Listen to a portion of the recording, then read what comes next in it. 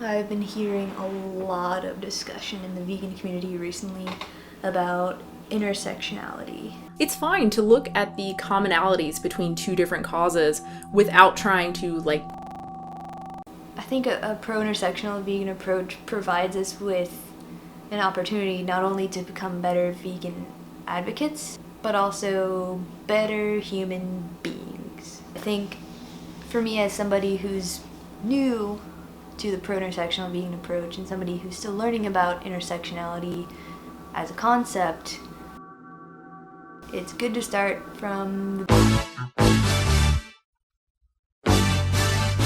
without frames that allow us to see how social problems impact all the members of a targeted group, many will fall through the cracks of our movements, left to suffer in virtual isolation. Broadly, intersectionality is a way of thinking. Specifically, it provides a framework for articulating experiences that have previously been overlooked. In her recent work, Intersectionality's Definitional Dilemmas, Patricia Hill Collins explains, the term intersectionality references the critical insight that race, class, gender, sexuality, ethnicity, nation, ability, and age operate not as unitary and mutually exclusive entities, but as reciprocally constructing phenomena that in turn shape complex social inequalities. Like many concepts, how one may define intersectionality is dynamic. Collins discusses the difficulty of honing in on a definite definition, despite a growing body of research on the subject in the last several decades. Kimberly Crenshaw, in a recent piece for the Washington Post, states, intersectionality is an analytic sensibility, a way of thinking about identity and its relationship to power.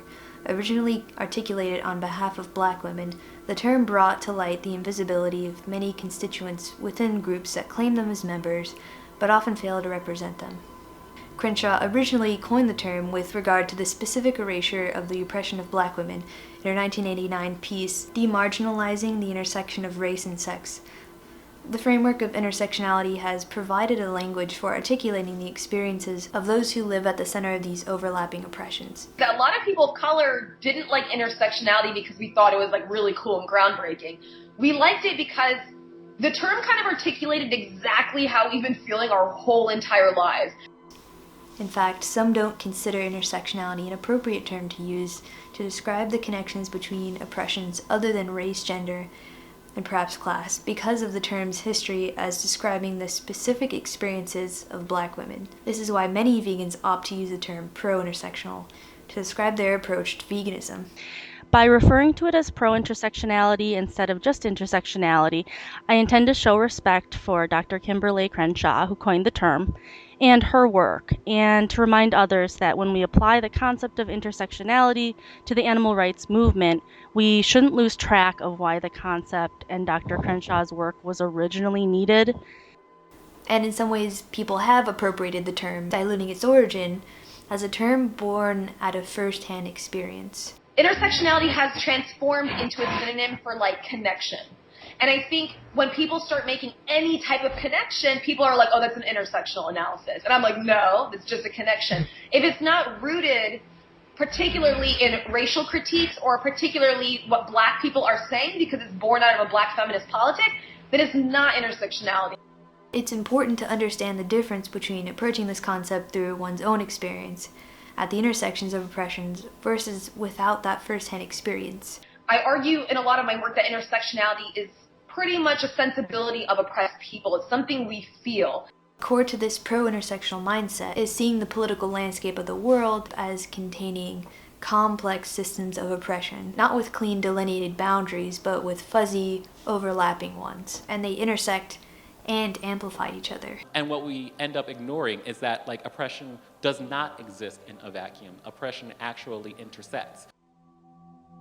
If we approach veganism from an animal rights and anti-speciesist position, we can view the exploitation of animals by humans as a system of oppression. To me, veganism, as an anti-speciesist position, it rests upon the principle of justice, as do anti-racist and anti-sexist positions and movements, for example.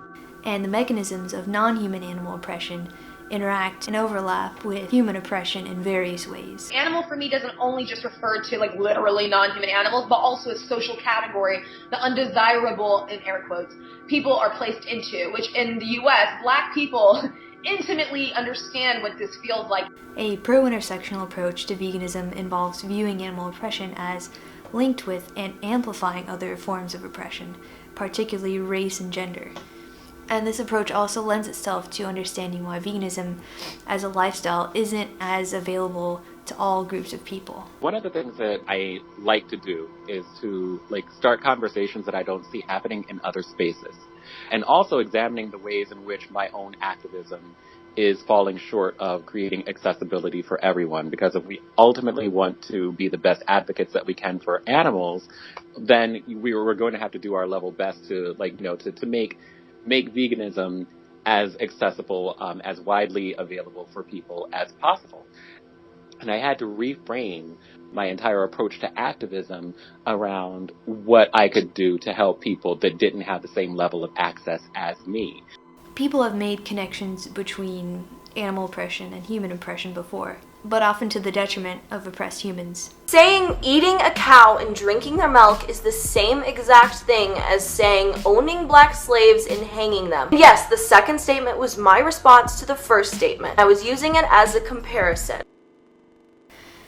In response to this sort of rhetoric in the vegan community, Christopher Sebastian Jetter states, basically what we're looking at is a pattern whereby Blackness is used and commodified at different times and by different groups to further an agenda without offering any type of real solidarity on Black issues. And if animal rights doesn't address this, our activism will be no different. The idea that people without an interest in other struggles, the idea that people simply seek to leverage shallow connections between oppressions is disrespectful, and by not listening to the people from these marginalized groups, we are alienating those groups from our movement. Ideally, we should be listening and reading about their experiences.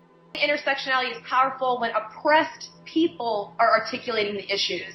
And I think in the animal rights movement in particular, one of the biggest failures in terms of our ability to embrace intersectionality is that we've kind of taken the theory and erased the authors.